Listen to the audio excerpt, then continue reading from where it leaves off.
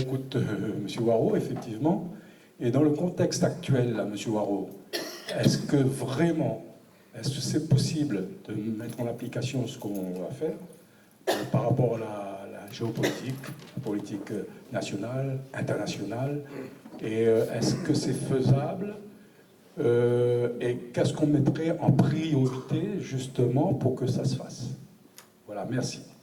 Une des catégories de personnes qui peuvent rendre possible, c'est les hommes de foi, qui rendent possible l'impossible. Et pour répondre à votre question, aujourd'hui, je ne sais pas. C'est pas à moi de répondre. C'est pas à moi de répondre. Donc, je ne connais pas, moi. Alors, est-ce que nous peut, est-ce que nous peut pas? C'est la question. Votre question, c'est une question que moi aussi me pose. Est-ce que nous peut, est-ce que nous peut pas? Alors, pour compléter la réponse de Paul, monsieur, ce n'est pas parce que le droit existe que l'on peut l'appliquer. Je discutais avec deux personnes tout à l'heure à l'extérieur. On a le droit, en théorie, de manifester. On voit comment les manifestations dégénèrent.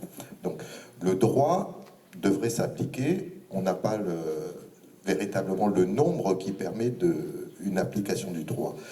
La seconde partie de votre question, c'était qu'est-ce qu'on fait? Eh bien ça, c'est pas à nous de le dire, ni à vous. Par contre, c'est à nous, tous, dans les États généraux, de réunir une volonté de faire quelque chose pour la Réunion. Donc, encore une fois, nous ne sommes pas un parti politique, donc la décision sera collective sur les priorités à mener. Pour rebondir sur la question de monsieur, est-ce que c'est le bon moment, est-ce qu'il a le bon cadre, est-ce que les conditions les réunissent? Je dirais que c'est justement parce que nous constatons que les conditions, de toute façon, ne seront jamais réunies. Quand on veut faire de l'émancipation, qu'on veut lever, toutes les conditions, il est là pour dire, oh, stop, lève pas surtout. Et ça, c'est un signal, ça. Quand toutes ces conditions les réunissent, il veut dire que c'est le moment précis pour commencer à agir. C'est ça, il faut. Je pense qu'il renvoie la question de cette manière, en disant que, en fait, là, nous sommes carrément dans le bon timing. C'est maintenant, il faut lever. Il ne faut pas nous attendre justement. Parce que nous allons attendre une affaire qui n'arrivera jamais.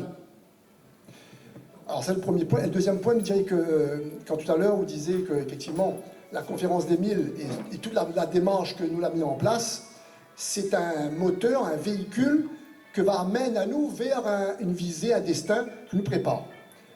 Et on disait que si jamais la conférence des 1000 il capote parce qu'il manque de monde, parce qu'à un moment donné, justement, les conditions ne seront pas réunies, apparemment, tout y arrêterait là même. Mais je dirais que moi, en tant que Réunionnais qui a envie d'aller plus loin, je dirais qu'en fait, rien ne doit apparaître à nous. Si ça y arrête, ça veut dire que la conférence des 1000, qui est une modalité d'avancer, une modalité de progresser, ce n'est qu'une modalité, ce n'est pas la fin. C'est-à-dire que si ça y arrête, eh bien, l'IVA rechange de peau, il va changer de visage, il va changer de forme, mais l'énergie primitive qui alimente ce que nous avons envie de faire, il va rester. Quel que soit le moteur, il va changer de bus, mais la destination, nous connaissons il aller. Et qu'il ne faut pas nous désarmer, il ne faut pas nous perdre l'envie, parce que, sous prétexte que la conférence des 1000 pourrait capoter. Mais s'il capote, nous change le taux, mais nous avançons. Alors, mais on rebondit effectivement sur tout ce que l'a été dit par rapport à l'avenir de la conférence, au présent et à l'avenir de la conférence de 1000. Et c'est un projet qui inscrit dans le temps long, très très long. Et c'est peut-être ça aussi un problème. Et je rejoins tout à fait donc ton analyse. Il faut absolument que d'autres forces combatives présentes sur le terrain soient là pour répondre aux urgences du moment. Aujourd'hui, depuis à peu près un an, on a un débat statutaire que les posé partout, sauf à La Réunion.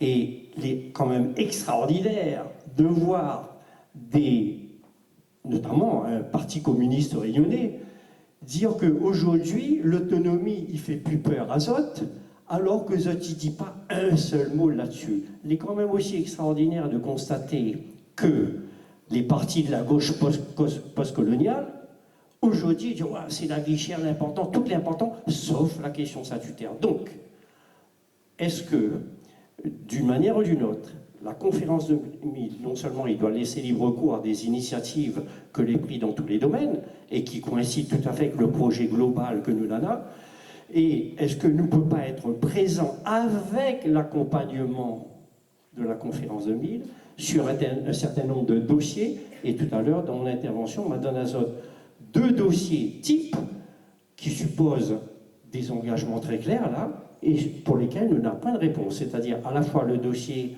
sur le statut et aussi le dossier sur la reconnaissance de l'identité réunionnaise à travers la langue et la culture réunionnaise. Voilà.